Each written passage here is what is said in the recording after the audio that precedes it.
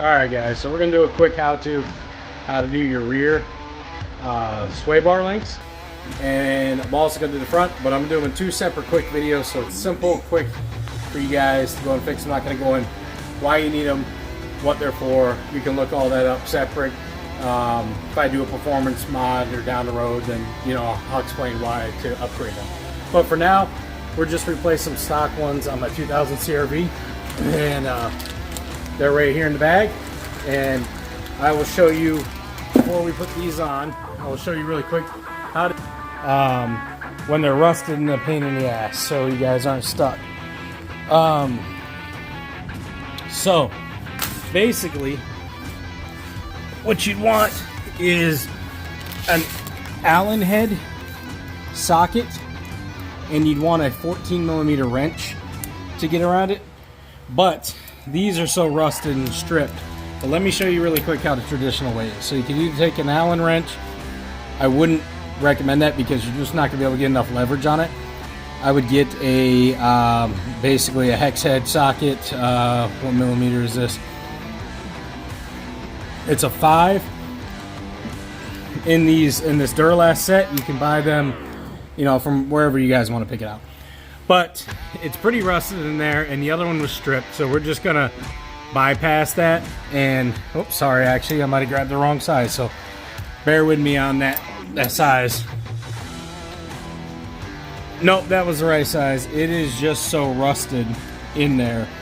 I mean, I would have to hammer it in there, but anyways, traditionally that's the size you would need, or whatever size you can get fits in there. You don't want to strip it, I would recommend, but yours may be stripped out or so rusted, you kind of got to improvise. So basically, you're going to stick that socket in there, hold it, and turn while you're holding the other side wrench on here, the 14mm, basically doing the double wrench method. What happens a lot of times is the joints in here break on top of these bolts just being so seized.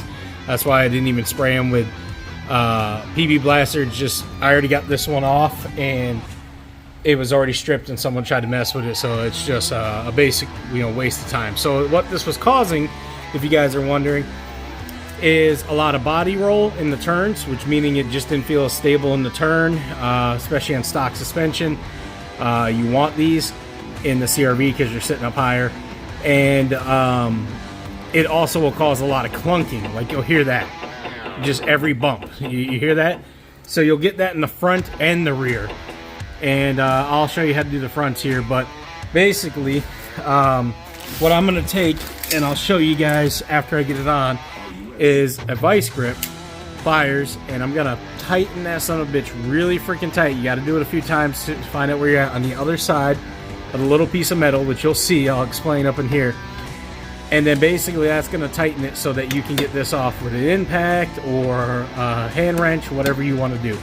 But I will be right back and show you guys the setup and taking it off. Even if I was doing this with a hand wrench, you're going to get nothing but spinning because that joint in there is broken. So you see how nothing's coming off? So just want to explain that to you really quick, so you expect that and don't get shocked by that. Okay, this is actually a perfect example. This one was so bad and rusted, I actually popped the ball out of the plastic and the joint socket that's in there, and that generally is actually kind of a pain in the ass to do. So this one was really shot. But what you can see is, if you can see right there, it's pretty self-explanatory when you get in past the gasket. There's a little piece of metal, and on the inside there, and you can get, now this is much easier with needle nose vice grip pliers if I had some, but mine are missing, so I just use regular. And basically you're going to get this off, and now that this one's down, it actually makes getting to that one much easier, because on your exhaust side it's more of a pain in the ass because of the exhaust. But I'm going to go ahead and take this one off now, and I'll show you what I mean. Okay, now that I had pressure on that, you see where it is clamped. Basically I was able to just go ahead and drop that down. It was stuck in here, basically like so, and I used the impact 14mm, got the nut off. Pretty simple. What helps is kind of putting a little bit of leverage and pulling back as you do. That will help get that off too, much easier. And again, guys, you can spray it with rust penetration, whatever you got, WD-40. That will help, but I just knew these were so shot, and I've done this so many times that, I mean, I just knew I was going to be able to get this off. But interesting, it did break. I've had that happen, but not very often does it really actually break with such easy force. I actually did not have to do much for that to pop out. So I'm going to get this bottom one off. We'll move forward with the installation. Okay, so awesome. These pretty much broke all apart, and this one's still hot as shit from spinning. But basically, this is what's inside. So you're wanting to get the vice grips. Don't worry about the gasket. Just rip the gasket, the boot, or not gasket, the boot right off to make it easier for you. Or you can clamp through it like I did. But basically, you're going to want to just break through this plastic in this boot somehow, some way, clip on there, and get it off if the inside is stripped off for you. If this isn't stripped off and it's not full of rust, things are going to be pretty gravy for you, honestly. Like down south, so easy generally, not really a pain in the ass. If all else fails, get a grinder wheel out, cutting wheel, whatever you want, and just cut that thing down, grind it down, and get it off there. And then you're going to have basically free-flowing sway bar. You get your new links. You can get these hold on. You can get these right off of eBay, Rock Auto, Amazon, wherever the hell you want to get them.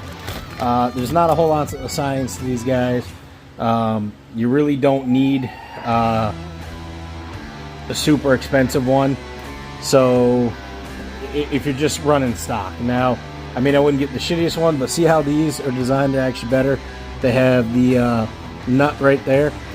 At least these ones are a little bit better. They're going to be much easier to take off for the next person or myself if I ever take them off. And there's how you can see a little hex head spot right there. It's just, these really aren't that difficult. They scare a lot of people, and the rust really sucks. But honestly, if you know what you're doing, the tricks around it, even some leverage, pry it in against here where you're pulling back while taking the nut off, you're going to get it off. Some heat, some WD-40, you guys can get these off yourself, and very easy to replace, and they actually do make a difference for such a small part. So I'm going to go ahead and install them. I'll show you how here, and we'll be done. On your passenger side, you're going to slide it right through the nut facing the exhaust and the nut facing you out here, and it's pretty self-explanatory. You just slide it through the holes. They pivot. You can adjust them.